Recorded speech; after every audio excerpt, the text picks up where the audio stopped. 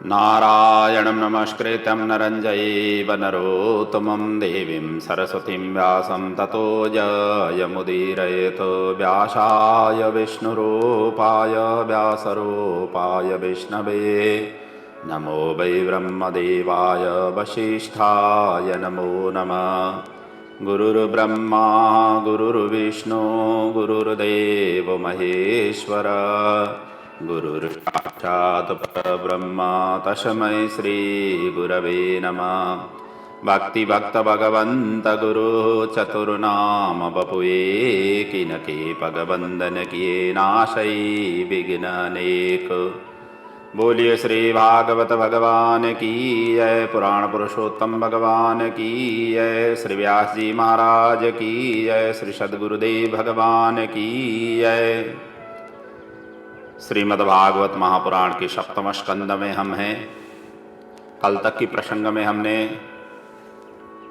प्रहलाद और नृसिंह भगवान के बीच का बड़ा सुंदर संवाद, प्रहलाद जी की दिव्य स्तुति और नृसिंह भगवान की तरफ से दिया गया आशीर्वाद, इन सभी का हमने चिंतन मनन करते हुए कल का प्रसंग हमने पूर्ण किया था। आज वहीं से हम कथा को आगे बढ़ा रहे हैं। वैसे भी सप्तम स्कंद वासना लीला से संबंधित ये सप्तम स्कंद है। भागवत के 10 लक्षण के अंतर्गत वासना लीला, जिसको ऊती कहा गया है, और वासना 3 प्रकार की होती है। एक सत वासना और दूसरा असत वासना, तीसरा मिश्र वासना। सत और असत वासना की हमने चिंतन मनन कल तक की प्रसंग में की। आज जो मिश्र वासना है उसकी प्रारंभ कर रहे हैं। यहाँ से आगे जो मिश्र वासना है मनुष्य का, मनुष्य ही मिश्र वासना की लेते हुए जीवन को आगे बढ़ाते हैं। सत वासना का साक्षात उदाहरण प्रहलाद जी हुए। संतों का वासना ही सत वासना है। राक्षस का वासना ही असद वासना है, जो हिरण्यकश्यपु ने प्रतिनिधित्व किया था उनकी चरित्र से। और मिश्र वासना कुछ सत कुछ असत दोनों मिला जुला हुआ वासना, मनुष्य इस वासना को अनुगमन करते हैं। तो युधिष्ठिर ने यहाँ पर नारद जी को प्रश्न कर रहे हैं, क्योंकि युधिष्ठिर नारद का संवाद है सप्तम स्कंद, और वही सुखदेव जी परीक्षित जी को श्रवण करा रहे हैं। युधिष्ठिर जी यहाँ पर प्रश्न करते हैं, हे नारद जी, भगवत श्रोतमीक्षा में नृणाम धर्म सनातनम वर्णाश्रमाचारयुतम यथा पुमान बिंदते परम। अब मैं आपसे सनातन धर्म का स्वरूप जानना चाहता हूँ, जिससे वर्णाश्रम और सदाचरण का वर्णन है। मैं स्वयं भोग करता हूँ, बचा तो दूसरे को देता हूँ, यही भावना ही मिश्र वासना है।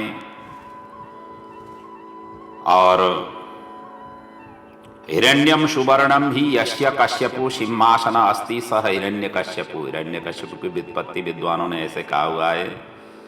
तो दुर्जन जो कहता है हमें वो पसंद नहीं है, सज्जन वैष्णव जो कहता है वो हमारे जीवन में नहीं है। इसलिए मनुष्य का जो वासना है वो मिश्र वासना है। दुर्जन के जैसे भी हम नहीं बन सकते हैं, और न तो सज्जन के जैसे ही हम अनुगमन कर सकते हैं। इसलिए मिश्र वासना का प्रकरण है। 11 से लेकर 15 अध्याय पर्यंत यहाँ पर इसी वासना के रूप में धर्म की ये कथा है। मनुष्य का सच्चा मित्र ही धर्म है।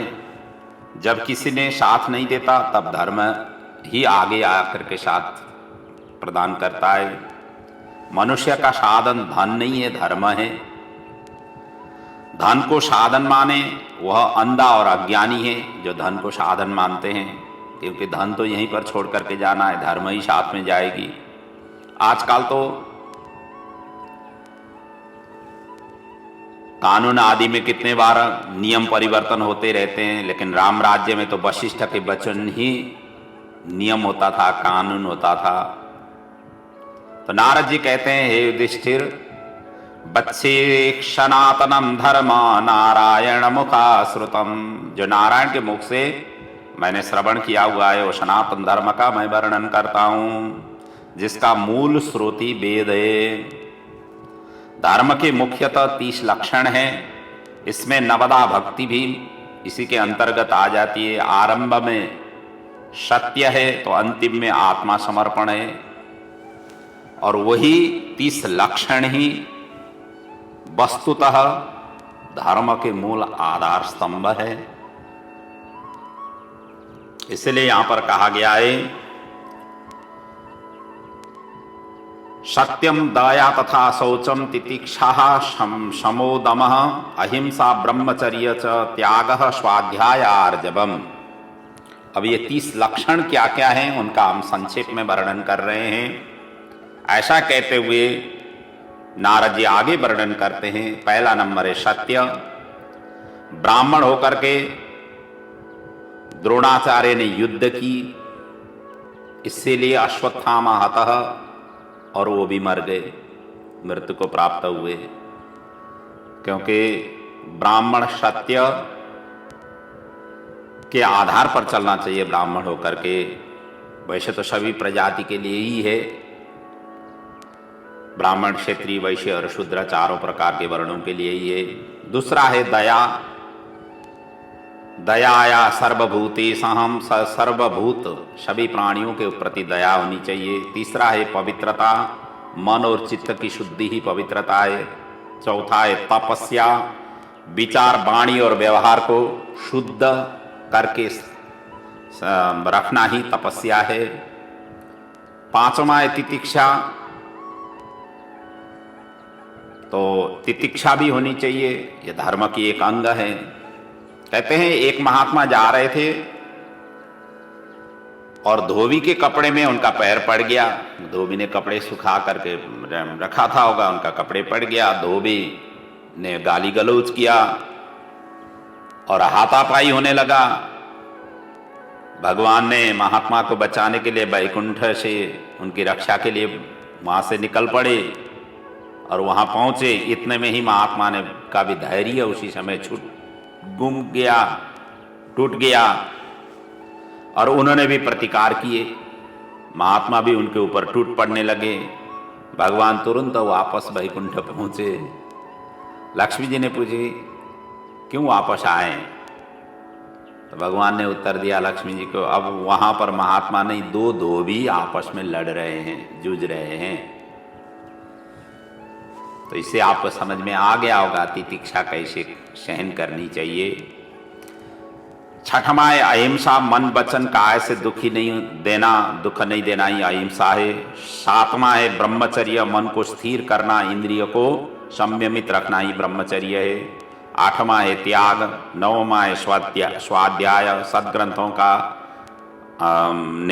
निरंतर चिंतन मनन करना, यह स्वाध्याय है। दसवां है आर्जवम, स्वभाव में सरलता लाना ही आर्जव है। 11वां है संतोष, जो प्राप्त है उसी से ही संतुष्ट रहना। असंतुष्टा द्विजा नष्टा, संतुष्टास्तु मही व्रतः, सलज्जा गणिका नष्टा, निर्लज्जास्तु कुल स्त्रिय। अर्थात संतोष होनी चाहिए। एक भिखारी ने एक सुवर्ण अंगूठी में उनको मिला, सोचा कोई गरीब को मैं देता हूं, जो गरीब है उनको दे दूं। एक जगह सेठ के साथ सेवक, उनके जो काम करने कर्मचारी थे, उन दोनों आपस में झगड़ रहे थे। अंगूठी उन्होंने सेठ को दे दिया और काम करने के बाद पारिश्रमिक देने में जो झगड़ा करते हैं, अरे इसीलिए उन्होंने उस सेठ को दे दिया। सेठ ने कहा कि मैं भीख मंगा नहीं हूं। तो उसी समय भिखारी ने कहा कि भीख मंगा नहीं है तो क्यों झगड़ा करते हो, जिनका परिश्रम जो देना है उन उचित उनको दे दो। ये है संतोष का अर्थ। समदृष्टि, सबके प्रति समभाव रखना, यह भी धर्म का एक लक्षण है। और आगे मौन है, बिना कारण व्यर्थ नहीं बोलना, ये मौन है। आगे आत्मा चिंतन है, प्रतिदिन चिंतन करें कि मैं कौन हूं, यह आत्मा चिंतन है। इसका क्वेश्चन यदि आप करते रहे मैं कौन हूं, मैं कौन हूं, बारंबार ये क्वेश्चन करते रहेंगे तो आपको उत्तर मिलेगा। यही है आत्मा चिंतन। और हमें क्या करना चाहिए, उसी से ही, उसी आंसर से ही आप अपने जीवन को सुमधुर बना सकते हैं। उसी समय ये सोचें कि जन्म से पूर्व मैं कहाँ था, मृत्यु के पश्चात मैं कहाँ जाने वाला हूँ, मेरे जो रिश्तेदार हैं, सगे संबंधी हैं, ये कहाँ रहेंगे आदि की चिंतन मनन करना ही आत्मा चिंतन है। आगे महात्मा की सेवा, जिनके आत्मा महान हो, साधु संतों की सेवा। आगे कथा श्रवण, ये भी धर्म का एक अंग है। आगे कीर्तन है, स्मरण है, सेवा है, पूजा है, नमस्कार है, शम दम, इंद्रियों के निग्रह करना, दम, दान, सकाम कर्म से निवृत्ति होना, निषिद्ध कर्मों का त्याग करना, अन्नों का दान करना, प्राणियों में भगवत स्वरूप की भावना रखना, एकादशी का व्रत नियमित रूप से करना और अंतिम में आत्मा समर्पण करना। ये सभी के सभी धर्म के लक्षण हैं। और इनमें से हमें जितना बन सके इन सभी का निरंतर सेवन करते रहना चाहिए, अनुगमन करते रहना चाहिए। जो इन सभी का निरंतर इन सभी चीज़ों की अनुगमन करते हैं वही धर्म के स्थान पर स्थिर रहते हैं। भगवान के प्रति आत्मा समर्पण करना, ब्राह्मण, क्षत्रिय, वैश्य और शूद्र ये सब भगवान के अंग से उत्पत्ति हुए हैं। किसी के प्रति हेय नहीं रखना, सभी समान हैं। ब्राह्मण, क्षत्रिय, वैश्य को द्विज कहते हैं क्योंकि इनके दोबारा जन्म होती है। कैसे दोबारा? एक बार माँ के गर्भ से दोबारा हम यज्ञोपवीत धारण करके, या जैसे यज्ञोपवीत हम ग्रहण करते हैं उस समय दोबारा इनका जन्म होती है। हालांकि आजकल जो है ना यज्ञोपवीत एक तरह से संस्कार लुप्त होता जा रहा है। ब्राह्मणों में भी कई ब्राह्मण यज्ञोपवीत के अनुगमन करने में और कर भी लिया हुआ है, तो यज्ञोपवीत की जो नियम है उन नियमों को फॉलो अप करने वाले, नित्य संध्या बंदन आदि करने वाले बहुत ही कम होते जा रहे हैं। जिनको जो भगवान ने अधिकार क्षेत्र दे करके भेजा हुआ है उसी के ही क्षेत्र में रह करके सभी कार्य करें, ये वेद का निर्देशन है, हमारे धर्मशास्त्र का निर्देशन है। तो इसी को द्विज कहते हैं। ब्राह्मण के 6 लक्षण बताए गए हैं। शमो दमस तपः शौचम संतोष शांति आर्जवम ज्ञानम दयाच्युतात्मत्वम सत्यम च ब्रह्म लक्षणम। इसी प्रकार क्षेत्रीय के 5 कर्म विशेष बताए गए हैं। शौर्यम वीर्यम धृतः तेजः त्याग आत्मजयः क्षमः ब्रह्मण्यता प्रसादश्च रक्षा च छत्र लक्षणम। और वैश्य के लक्षण हैं गोपालन करना, कृषि और व्यापार करना। और शूद्र के लक्षण हैं तीनों द्विजों की सेवा करना। ये शास्त्र में विहित किया गया है। आगे जाकर के स्त्री धर्म के विषय में भी यहाँ पर संक्षेप में वर्णन किया गया है। स्त्रीणाम च पतिदेवानां तत्सुश्रू ना अनुकूलता। पति को देवता मान करके उनकी सेवा शुश्रूषा करना स्त्री का परम धर्म कहा गया है। पति की सेवा, पति के अनुकूल आचरण करना, पति के भाई बंधुओं के उचित सम्मान करना और पति के नियमों का पालन करना, ये स्त्री का धर्म है।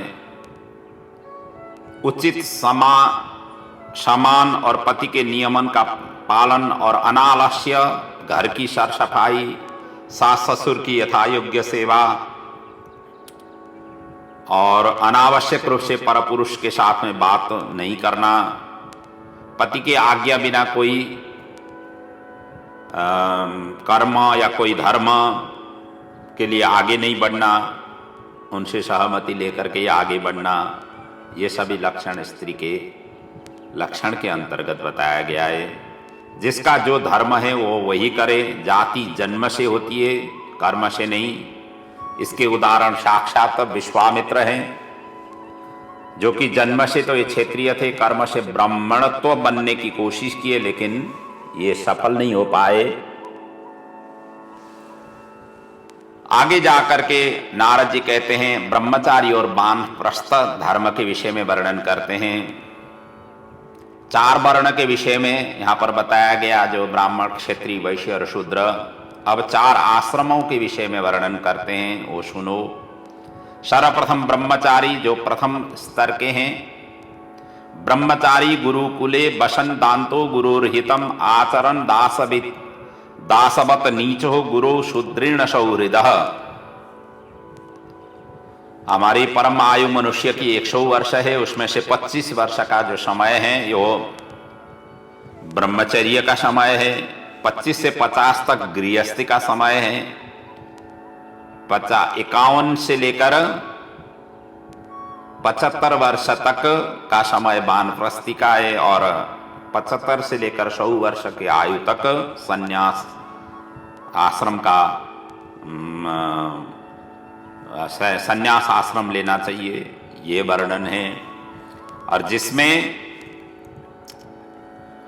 जितेंद्रिय, ब्रह्मचर्य को जितेंद्रिय होकर के ब्रह्मचारी गुरुकुल में निवास करें और विद्याध्ययन करें। सभी प्रकार की सांगोपांग वेदाध्ययन आदि से लेकर सभी प्रकार के अध्ययन वहां पर रह करके करें। और उसके पश्चात ब्रह्मचारी को 2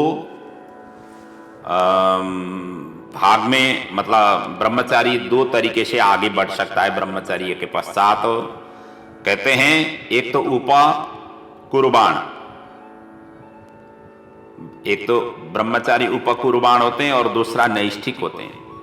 ये 2 प्रकार के ब्रह्मचारी बताए गए हैं। उपाकुर्बण उसको कहा जाता है, गुरुकुल से विद्याध्ययन करने के पश्चात जो घर गृहस्थी में प्रवेश करना चाहें, शादी भविष्य में करना चाहें, विवाह करना चाहें, तो एक मार्ग ब्रह्मचारी के लिए वो है। और दूसरे हैं नैष्ठिक, जो आजन्म ब्रह्मचर्य रखना चाहें, घर गृहस्थी में नहीं जाएं, सीधा ब्रह्मचर्य में ही जीवन को व्यतीत करें। ये 2 प्रकार की ब्रह्मचार्य के आश्रम उपभोग करने के पश्चात ये 2 में से एक को चयन करके आगे बढ़ना चाहिए। गुरुकुल में षडांग वेद का अध्ययन करके स्नातक बने, मेखला, मृगचर्म, जटा, दंड और कमंडलु धारण करें। जो नैष्ठिक ब्रह्मचारी हैं उनके लिए ये नियम है। और स्त्रियों से दूर रहें। स्त्री, अग्नि और पुरुष ये घृत, ये तीनों को घी कहा गया है। और भिक्षा मांगें और गुरु को निवेदन करके आज्ञा से ग्रहण करें। इस प्रकार की ब्रह्मचर्य आश्रम की वर्णन है। आगे वानप्रस्थ के विषय में वर्णन किया गया है। वानप्रस्थस्य वक्ष्यामि नियमान मुनिशम सम्मतान वानतिष्ठन् मुनिर्गच्छेत ऋषिलोकमिहंजसः। वानप्रस्थी को अग्नि से पकाया हुआ हो या कच्चा हो या कंदमूल हो या फल हो, ये भोजन करें। इनको भोजन इस तरीके की करनी है। वानप्रस्थ वैसे भी 50 वर्ष के पश्चात वानप्रस्थ जीवन व्यतीत करना चाहिए।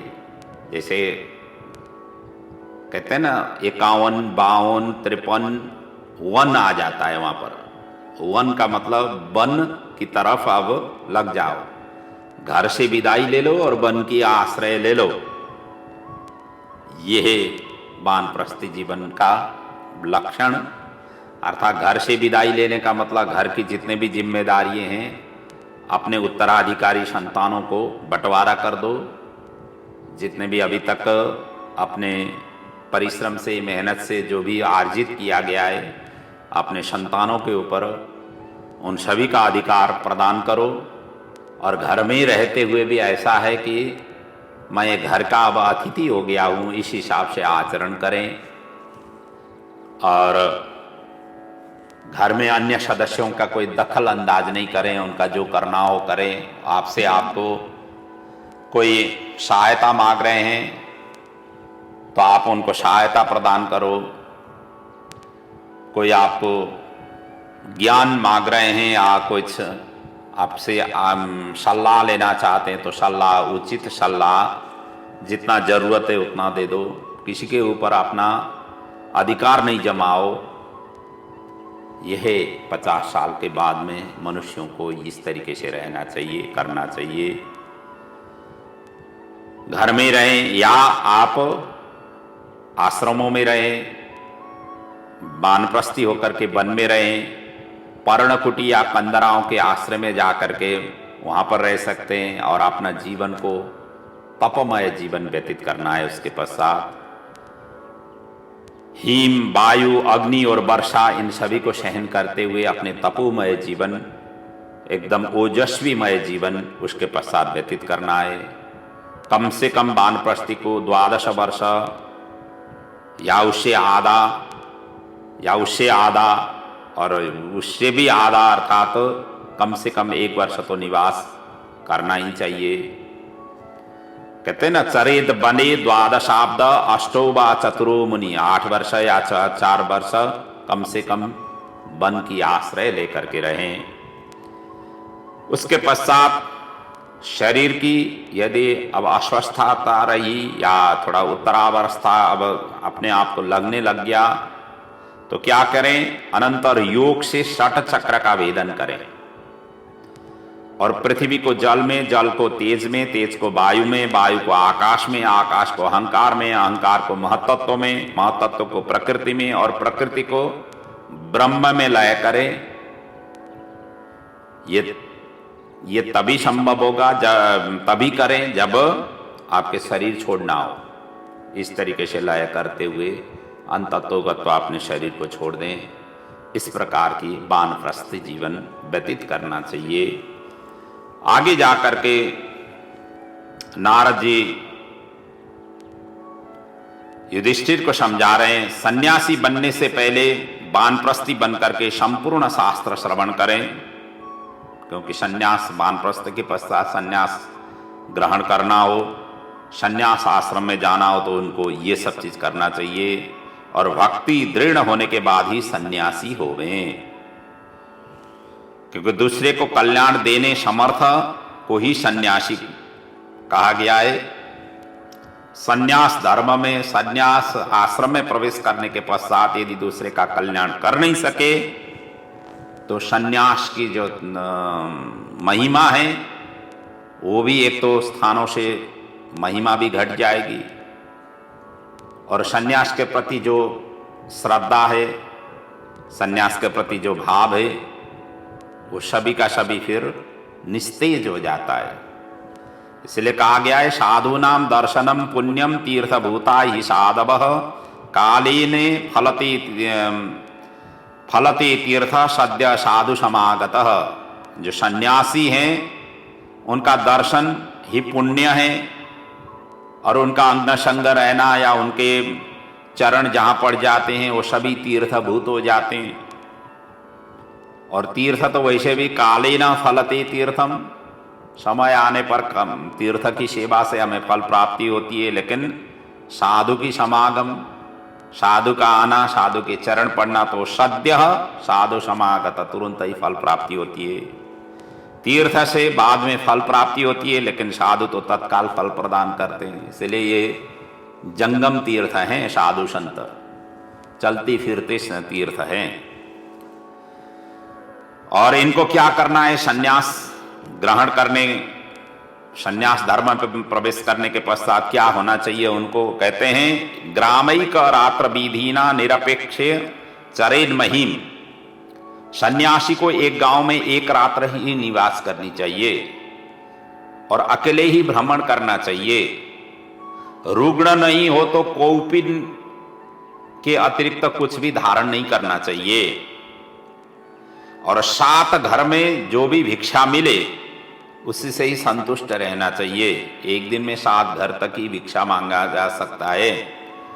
व्यर्थ की तर्क वितर्क, वाद विवाद में, उलझनों में सन्यासी को नहीं रहना चाहिए।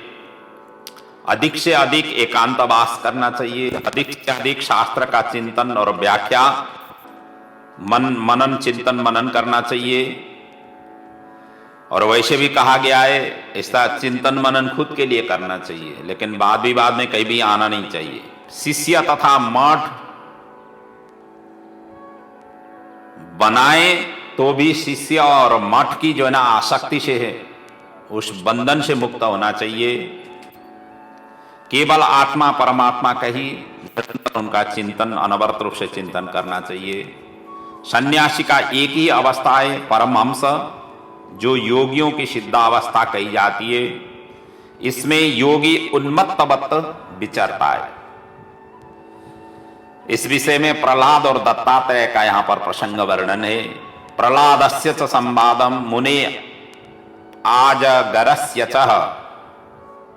एक बार भक्त प्रहलाद लोक तत्व जिज्ञासा से भ्रमण से निकले। मार्ग में एक हृष्ट पुष्ट अवधूत उनको दिखाई दिया। उन्होंने चरण स्पर्श करके पूछा, आप खूब चैन के साथ बिना किसी कष्ट से आप ऐसे हृष्ट पुष्ट होकर के आप कैसे विचरण करते हैं या कैसे आप रहते हैं? तो अवधूत दत्तात्रेय मुस्कुराते हुए कहने लगे, राजन, संसार के कोई भी जड़ पदार्थ में आनंद नहीं है। संसार में धनी हो या गरीब, दोनों को सुख और चैन नहीं है। धनी धन की ही चिंता में भयभीत रहता है, गरीब भी मैं निर्भय होकर के गरीब की ही चिंता से वो विचरता है। लेकिन मैं निर्भय होकर के विचारता हूँ, विचरण करता हूँ, केवल आत्मा का चिंतन करता हूँ। मेरे 2 गुरु हैं, एक अजगर है, एक मधुमक्खी है। मधुमक्खी ऐसा है कि रस दूर दूर तक जाकर के रस एकत्रित कर लेता है और शहद का निर्माण करता है। सब एकत्रित करके ले आकर के फूलों से रस चूज करके ले आकर के इकट्ठा कर लेता है। और लास्ट में क्या होता है परिणाम यही होता है कि वो खुद तो भोग नहीं करता है, दूसरे ही आकर के उनके ऊपर टूट पड़ जाते हैं और वो शहद निकाल करके ले जाते हैं और खुद प्रयोग में नहीं ले आता है। इससे मैंने यही सीखा कि सर्व कामनाओं से वैराग्य, यही मैंने ये मधुमक्खी से सीखा कि संग्रह करने से दुख ही होगा। संग्रह किया हुआ वस्तु हम खुद ही भोग नहीं कर पाएंगे, दूसरे के लिए ही संग्रह किया जाता है। यही शिक्षा मधुमक्खी से मैंने ले लिया। इसीलिए विरागः सर्व कामेभ्य शिक्षितो में मधु व्रतात्, सभी प्रकार से विराग वैराग्य ये मैंने मधुमक्खी से सीखा। और दूसरा अजगर है। यह अजगर मेरा दूसरा गुरु है, जो कुछ भी परिश्रम किए बिना बैठ करके ही एक ही जगह बैठ करके अजगर होता ही है, बड़ा भारी इसका शरीर, और ऐसे भारी शरीर वाला कहाँ जा ही नहीं सकता है। तो एक ही जगह बैठ करके जो कुछ भी उन्हें प्राप्त हो, प्रारब्ध के अनुसार जो भी उन्हें उपलब्ध हो, वही ग्रहण करके रहता है, मस्त रहता है। और इसी से ही मैंने यही सीखा कि जो प्रारब्ध से भगवान ने व्यवस्था करके भेजा हुआ है वो मुझे प्राप्त होगा ही। यही मैंने इनसे सीखा। वैसे भी कहा गया है ना, अजगर करे न चाकरी, पंछी करे न काम, दास मलुका कहे गए सबके दाता राम। राम जी सबके दाता हैं। अजगर करे न चाकरी, अजगर किसी के जाकर के चाकरी नहीं करता है। अब पक्षी करे न काम, पक्षी कहाँ जाकर के क्या काम करे। पक्षी भी काम करती नहीं। तो सभी का अन्न जल की व्यवस्था विश्वम्भर विश्वम्भरा प्रभु और प्रकृति ने हमें प्रदान किया हुआ है। उसी में ही आत्मा संतोष रख करके अपने आचरण करना चाहिए। इन दोनों से मैंने यही ज्ञान सीखा। इस कारण मैं किसी की चिंता नहीं करता। ये आत्मा गाथा है। आप भगवान की कृपा पात्र होने से मैंने आपको सुनाया, श्रवण कराया। तो प्रहलाद ने अवधूत के चरणों में दंडवत किए और विदाई लेकर के वहाँ से लौटे। ऐसा दिव्य है। प्रकृति से भी, अन्य जीव जंतुओं से भी हमें शिक्षा ग्रहण करनी चाहिए। इसकी जो है ना 11 स्कंद में बड़ा दिव्य संवाद है। 24 गुरु हैं वहाँ पर दत्तात्रेय जी के, और कहाँ से कैसे कैसे उन्होंने शिक्षा ग्रहण की। बड़ा अद्भुत संवाद है वहाँ पर। और उनका हम चिंतन मनन 11 स्कंद में जब पहुँचेंगे बड़ी भव्य रूप से उनका चिंतन मनन करेंगे। आगे जाकर के युधिष्ठिर यहाँ पर प्रश्न करते हैं, भगवान आपने गृहस्थी धर्म तो बताया ही नहीं, क्या गृहस्थी मोक्ष का अधिकारी नहीं होता है? क्योंकि आपने बताया नहीं, इसलिए मुझे संदेह हुआ। नारद जी कहते हैं आपने अति उत्तम प्रश्न पूछा, क्योंकि गृहस्थी तो सभी धर्मों का, सभी आश्रमों का आश्रयदाता है। तो हे राजन, गृहेशो अस्तितो राजन क्रिया कुरुवन गृहोचितः वासुदेवार्पणम साक्षात उपासीत महामुनि। कहते हैं गृहस्थी के समान दूसरा आश्रम नहीं है। सब आश्रम इसी के ही आश्रित हैं, क्योंकि सब आश्रम के जन्मदाता, अन्नदाता, पोषणदाता गृहस्थी ही है। अन्य आश्रम के मार्ग कंटकाकीर्ण है। जैसे रास्ते में कांटे हो, बिछाए गए कांटे हो, उस टाइप के हैं। लेकिन गृहस्थ आश्रम सबसे सरल है, सहज है, बिना कंटक, ऐसा आश्रम है। गृहस्थी जो भी काम करें वो इतना ही है गृहस्थी को कि जो भी काम करें भगवत अर्पण करें, ईश्वरार्पण करें। नित्य समय निकाल करके ज्ञानियों महात्माओं का संग करें गृहस्थी में रहते हुए, और नित्य गृहस्थी को सदग्रंथों का आश्रय लें, आर्ष ग्रंथों का आश्रय लें, पुराण ग्रंथों का आश्रय लें, उनका चिंतन मनन करें। हो सके तो खुद ही नित्य इनकी पाठ करें, नित्य अध्ययन करें।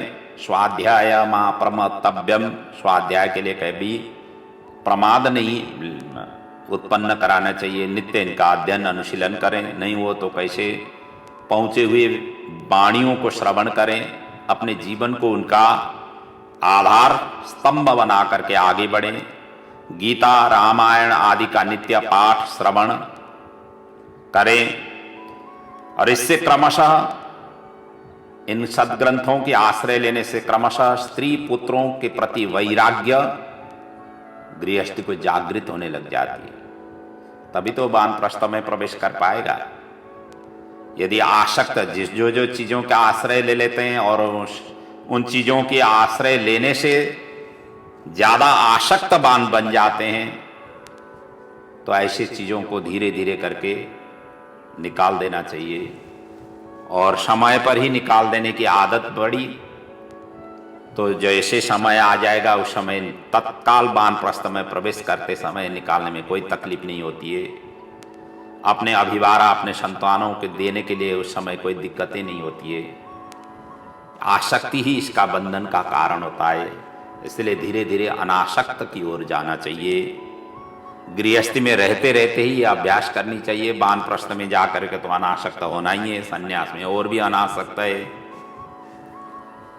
तो जितने धन से अपना परिवार की गुजर बसर हो उतना ही धन की आकांक्षा करें और उसी हिसाब से ही प्रयत्न करें।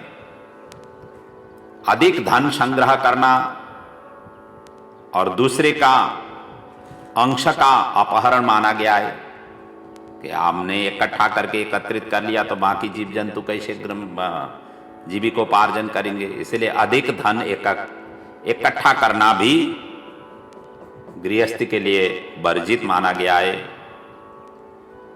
और उसके लिए तो कहा गया है यमलोक में चोरी का सजाएं उनको मिलती है जो ज्यादा धन इकट्ठा करके रखते हैं। यावत भ्रियेत जठरम तावत सत्वम हि देहिनाम अधिकम यो भी मन्येत सस्तेनो दंडमर्हति। उनको उसको चोरी की इल्जाम लग जाती है।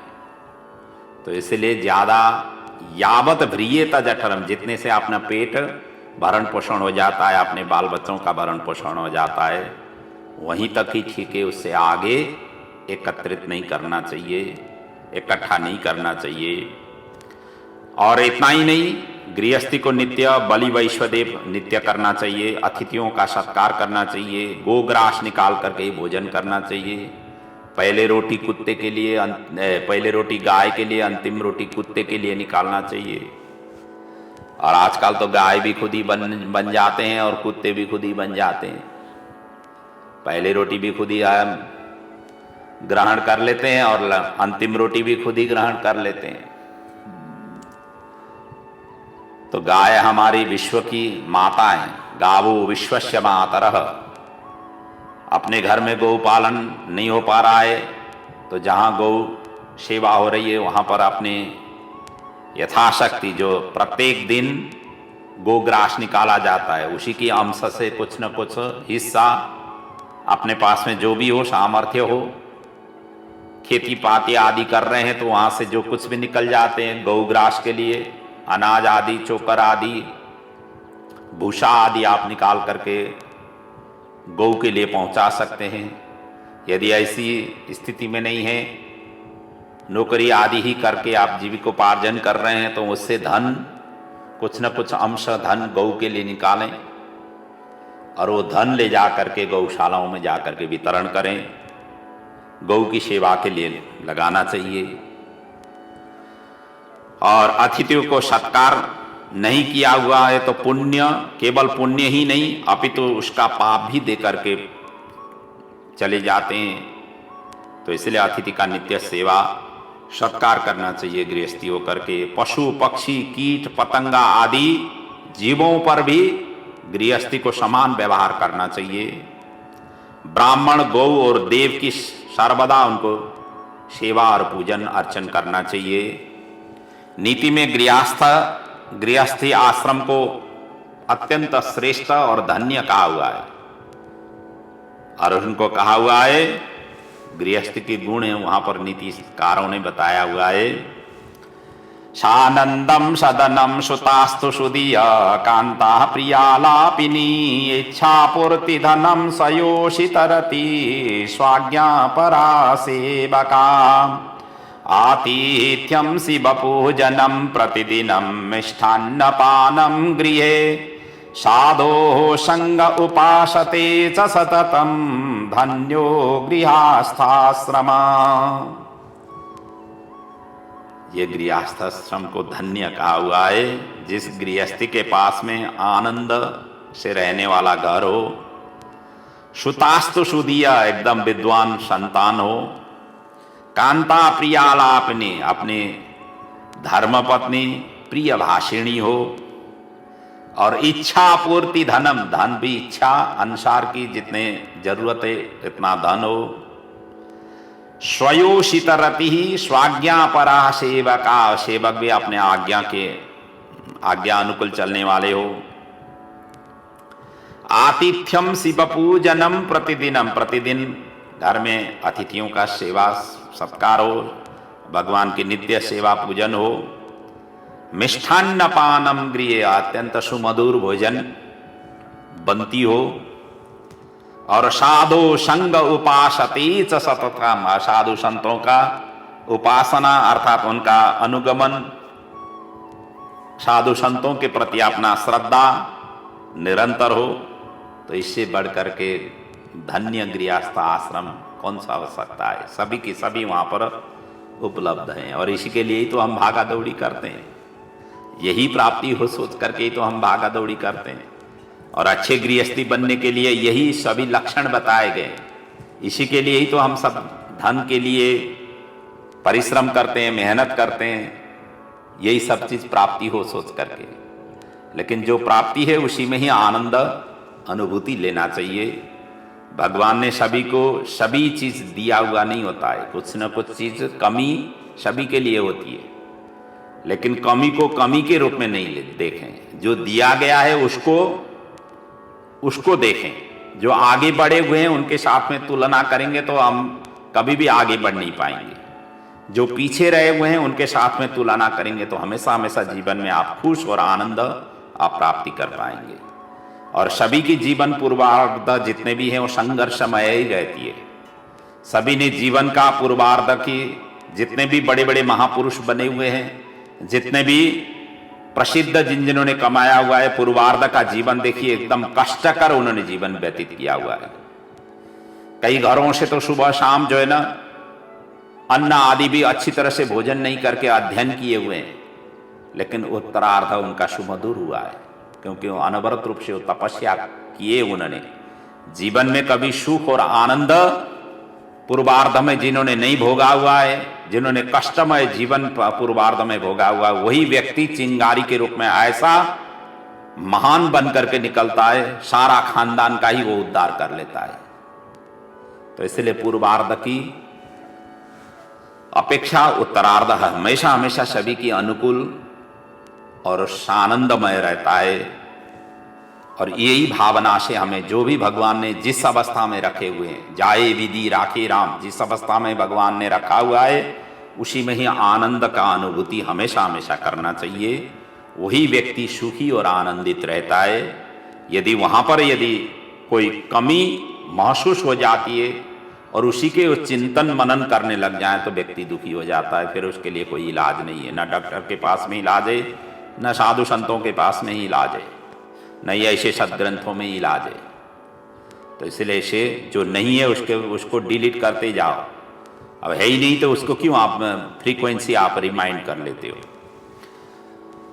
तो गृहस्थी को कभी कठोर नहीं होना चाहिए, अति सरल होना चाहिए। गृहस्थी को अवश्य दान करना चाहिए, दान से धन शुद्धि होती है। और एक वर्ष में 1 मास कम से कम गृहस्थी को तीर्थ की सेवन करना चाहिए, तीर्थवास करना चाहिए।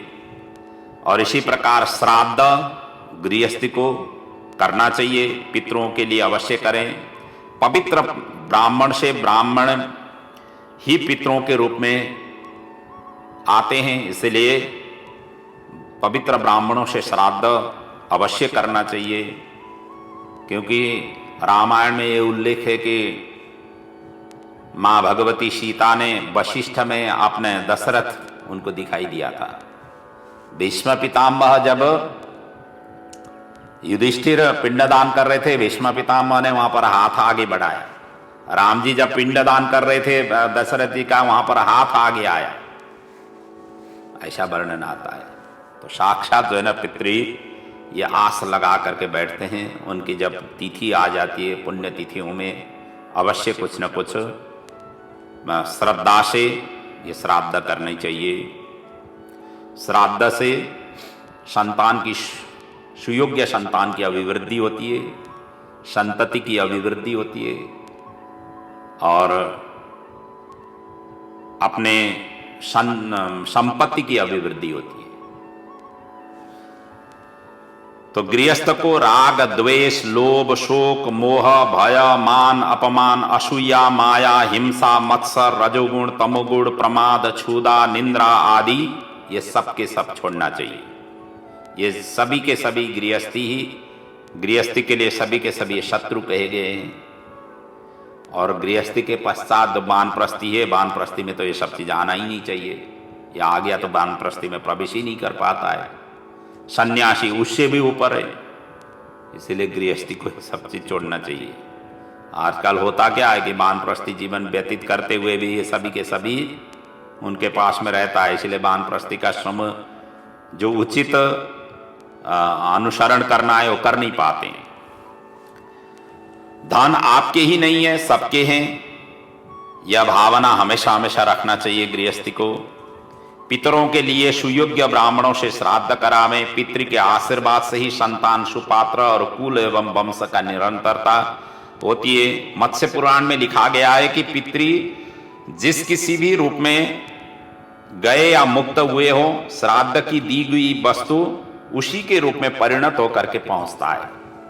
हम श्राद्धों में जो जल दे देते हैं, पिंडदान दे देते हैं, अन्न आदि दे देते हैं और ब्राह्मण आदि को भोजन आदि कराते हैं, देवताओं के लिए कोई अर्पण करते हैं, ये क्यों करते हैं? जिस जिस रूप से भी आपने उपासना करके पितरों के नाम से जो दिया गया है, हमारे पितृ जिस रूप में पहुंचे हुए हैं, जिस अवस्था में पहुंचे हुए हैं, उसी रूप में उनको जो जरूरत होती है उसी रूप में वो वस्तु परिणत होकर के उनके पास में पहुंच जाती है। ये वहां पर वर्णन है। कहते हैं गंधर्वे भोग रूपेण पशुत्वे पितृणम भवेत श्राद्धन्नम का वायु रूपेण सर्पत्वे प्यनुगच्छति दानवत्ते तथा माया प्रेतत्वे रुधिरोदकम मनुष्यत्वे अन्नपानादि नाना भोग रसम भवेत। कहते हैं यदि हमारे पितृ गंधर्व के रूप में पहुंचे हुए हैं तो भोग रूप से उनको प्राप्ति हो जाती है, जो दिया गया वस्तु है। यदि पशु में गए हुए हैं तो पशु के लिए जो आहार होती है, तृण घास आदि बन करके उनके सामने प्रस्तुत हो जाती है, प्राप्ति हो जाती है। और श्राद्धन्नम वायु रूपेण सर्पत्वे, और सर्प आदि योनियों में गए हुए हैं तो उनके लिए आहार वायु है, वायु के रूप में परिणत होकर के प्राप्ति हो जाती है उनको। और दानवत्ते तथा माया, यदि दानव आदि योनियों में गए हो तो माया रूप से उनको ये फल प्राप्ति होती है। और प्रेतत्व योनि में ही है तो रुधिरोदकम, रुधिर के रूप में उनकी प्राप्ति हो जाती है, उनको प्राप्ति हो जाती है। और मनुष्यत्व अन्नपान आदि, यदि हमारे पितृ मनुष्य के रूप में ही जन्म उन्होंने लिया हुआ है तो अन्नपान आदि के रूप में परिणत होकर के, नाना भोग रस के रूप में परिणत होकर के उनकी प्राप्ति हो जाती है, इसलिए भी करना चाहिए। और आगे नारद जी कहते हैं, हे युधिष्ठिर, कर्मनिष्ठा दिजहा केचित तपोनिष्ठा नृपा परिहि स्वाध्यायन्ये प्रवचने ये केचित ज्ञान योगयो। अब गृहस्थ धर्म से मोक्ष प्राप्ति इनका यहाँ पर वर्णन कर रहे हैं। संसार के मनुष्य कोई ब्राह्मणों में, कोई कर्मों में, कोई तप में, कोई स्वाध्याय में, कोई ज्ञान योग में निष्ठा रखते हैं। गृहस्थी को श्राद्ध में 3 ब्राह्मण तथा देव कार्य में 1 ब्राह्मण को अवश्य भोजन कराने का विधान है, कराना चाहिए। शक्ति होने पर इतना नहीं किया तो, सामर्थ्य है, भगवान ने इतना आपको दिया हुआ है और आप इतना कर नहीं पा रहे हैं तो सीधा नरक जाना पड़ता है। इसलिए मनुष्य सदा सात्विक बने, ऐसा आचरण करना चाहिए। मन वाणी शरीर से किसी को कष्ट न दें। ये अधर्म के 5 शाखाएं हैं। विधर्म परधर्मस्य आभास उपमा छलः अधर्म शाखा पंचेमः धर्मज्ञो धर्मवत् त्यजेत। धर्मज्ञो धर्मवत् त्यजेत। विधर्म उसको कहा गया है, शास्त्र विरुद्ध का जो कर्म होता है उसको विधर्म कहा गया है। जैसे अशक्त अवस्था में भी स्नान आदि करना। परधर्म उसको कहा गया है जो आश्रम विरुद्ध की कर्म, जैसे ब्राह्मण को युद्ध नहीं करना चाहिए या क्षत्रिय को भिक्षाटन नहीं करना चाहिए। परधर्मो भयावह गीता में कहा हुआ है ना, उसको परधर्म कहा गया है। आभास उसको कहा गया है वर्णाश्रम से पृथक, अर्थात खुद ही निर्माण किया हुआ। कई ऐसे होते हैं ना वर्णाश्रम के आचरण के विरुद्ध खुद ही निर्माण करके इस तरीके से विचरण करते हैं, ये आभास है। और चौथा है उपधर्म, जो पाखंडी धार्मिकता को दिखाने के लिए जटा भस्मा आदि धारण करना, पाखंड धर्म को इनको बढ़वा देने के लिए जो किया जाता है वो उपधर्म है। और 5वां है छल, धर्म को दुराग्रह से अपने अनुकूल अर्थ करना, इसको छल कहा गया है। इनसे हमेशा हमेशा ये अधर्म के 5 शाखाएं बताए गए, इनसे बचे रहना चाहिए। और जहाँ जिस क्षेत्रों से आप संलग्न हैं, जिस क्षेत्रों में आपको ज़्यादा लगाव है, जहाँ पर ऐसे आश्रमों के आप अनुगमन करते हैं, ये सब चीज़ उस आश्रम में कहीं ये सब चीज में से तो कोई तो नहीं है। इस तरीके से हमेशा हमेशा सचेत होकर के आगे बढ़ना चाहिए। आश्रमोचित वर्णाश्रम विहित कर्म से मोक्ष प्राप्त। तो वर्णाश्रम विहित कर्म से ही मोक्ष प्राप्ति हो जाती है। आश्रमोचित कर्म से ही मोक्ष की प्राप्ति हो जाती है। जैसे ब्राह्मण होकर के असंतोषी विषय लंपट बने तो नाश ही हो जाता है। इसलिए कहा गया ना, असंतुष्टादिजा नष्टा। यहां पर भी कहा गया है, असंतुष्टस्य विप्रस्य तेजो विद्या तपो यशः स्रवंती ह्रीसलौल्येन ज्ञानम चैवाभिकीर्यते। असंतुष्ट ब्राह्मण की तेज, विद्या, तप, यश ये सभी के सभी नष्ट हो जाते हैं। इसलिए ब्राह्मण होकर के हमेशा हमेशा संतोषी होना चाहिए। ये भी पतन होंगे जैसे कर्मत्यागी गृहस्थी, व्रत त्यागी ब्रह्मचारी, गांवों में तपस्वी वानप्रस्थी, इंद्रिय लोलुप सन्यासी, ये सभी के सभी कलंक माने गए हैं। गृहस्थस्य क्रिया त्यागो व्रत त्यागो बटोरपि तपस्वीनो ग्राम सेवा भिक्षोर इंद्रिय लोलुपता। इसी प्रकार वैदिक कर्म दो प्रकार के कहे गए, एक प्रवृत्ति और निवृत्ति। प्रवृत्ति मनुष्य को प्रवृत्ति से निवृत्ति की ओर जाना चाहिए। प्रवृत्ति संसार की आकांक्षा करते हुए किए जाने वाले कर्म को प्रवृत्ति कर्म कहा गया है। निवृत्ति केवल प्रभु के लिए ही अर्पण किया गया कर्म को निवृत्ति कर्म कहा गया है। इसलिए धीरे धीरे प्रवृत्ति कर्म से निवृत्ति की ओर जाना चाहिए। जैसे हमने चतुर्थ स्कंद में श्रवण किया प्राचीन बरही की कथा, वो प्रवृत्ति मार्ग में संलग्न थे और इतने बड़े बड़े उन्होंने यज्ञ अनुष्ठान किए, कर्मकांड में निरत थे और कर्मकांड से ही वो साधना से प्राप्ति मतलब भगवत प्राप्ति करना चाहते थे। अंततो गत्वा नारद जी आकर के उनको उपदेश दिया और प्रवृत्ति से उनको निवृत्ति की ओर एक भवाटपी पुरंजनोपाख्यान वर्णन करके उनको समझाया गया। गुरु आ गए नारद जी बन करके वहां पर, उनको ये सारा का सारा समझाया गया। इसलिए उन्होंने ये अंततो गत्वा प्रवृत्ति मार्ग से कल्याण नहीं है, निवृत्त मार्ग को ही आश्रय लेना चाहिए। प्रवृत्ति मार्ग तब तक साधना करनी चाहिए जब तक आप निवृत्ति मार्ग के द्वार नहीं खुलती है। ये उन्होंने वहां पर शिक्षा प्रदान की हुई है। इसलिए प्रवृत्ति से धीरे धीरे निवृत्ति की ओर जाना चाहिए गृहस्थी को। प्रवृत्तिम च निवृत्तम च द्विविधम कर्म वैदिकम, ये दोनों ही वैदिक कर्म होते हुए भी प्रवृत्ति से निवृत्ति की ओर ले जाने के लिए प्रशस्त किया गया। और भागवत धर्म तो यही कहता है, भागवत ग्रंथ तो हमेशा हमेशा आसक्त काम्य कर्म करो ही नहीं, सकाम कर्म करो ही नहीं, निष्काम कर्म करो, ईश्वरार्पण करो। अनेन कर्मणः भगवत प्रियताम न मम, हर कार्य के अंतिम में यही कह करके अर्पण करो, ईश्वरार्पण करो। यही शिक्षा श्रीमद् भागवत प्रदान करती है। इसलिए विचारशील पुरुष को भाव, क्रिया और द्रव्य द्वैत से परे रहना चाहिए, आत्मा को अद्वैत रूप में स्थापित करना चाहिए। इसलिए कहा गया है भावाद्वैतम, क्रियाद्वैतम, द्रव्यद्वैतम तथा आत्मनः। ऐसा करने से गृहस्थी सरलता से मोक्ष की प्राप्ति कर सकता है, नहीं तो फिर पुनरपि जन्म पुनरपि मरणम की ही संसार चक्र में रहता है।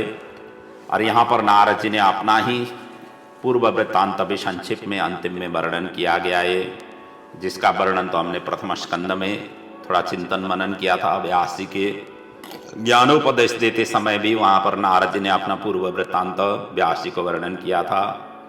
और यहाँ पर युधिष्ठिर को भी नारद जी पूर्व वृत्तांत की संक्षेप में यहाँ पर वर्णन कर रहे हैं। नारद जी कहते हैं, हे राजन, मैं इसके पहले की महाकल्प में एक गंधर्व था, मेरा नाम उस समय उपबर्हण था।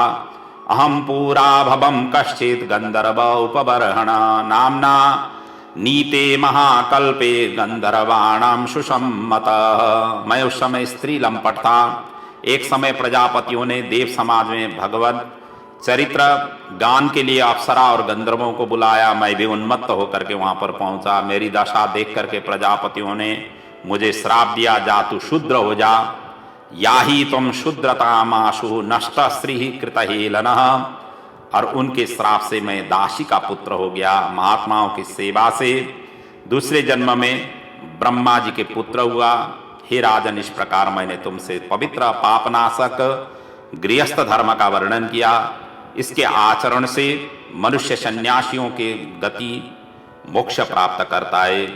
सुखदेव जी आगे परीक्षित जी से कहते हैं, नारद जी के वचन से, उपदेश से युधिष्ठिर प्रसन्न हुए। उन्होंने नारद और श्री कृष्ण की पूजा की और उन्होंने आशीर्वाद दे करके वहाँ से वो चल दिए। पूजितः प्रयशहु मुनिम, इस प्रकार दक्ष की ये 60 कन्याओं का पृथक पृथक वर्णन संक्षेप से यहाँ पर वर्णन किया गया, जिनमें देव, असुर, मनुष्य आदि संपूर्ण चराचर जीवों की उत्पत्ति हुई है। अब हम भी इस स्कंद को पूर्णाहुति की ओर जा रहे हैं और ये सप्तम स्कंद को भगवान के चरणों में समर्पित करते हुए यह अंतिम श्लोक सुखदेव जी परीक्षित जी को श्रवण करा रहे हैं। न यस्य साक्षात् भवपदमजादिभिः रूपं धिया वस्तुतयोपवर्णितं मौनेन भक्त्योपशमेन पूजिता प्रसीदतां येष सात्वतां पति। ऐसा कहते हुए सात्वतां पति भगवान को यहाँ पर प्रणाम किया गया है।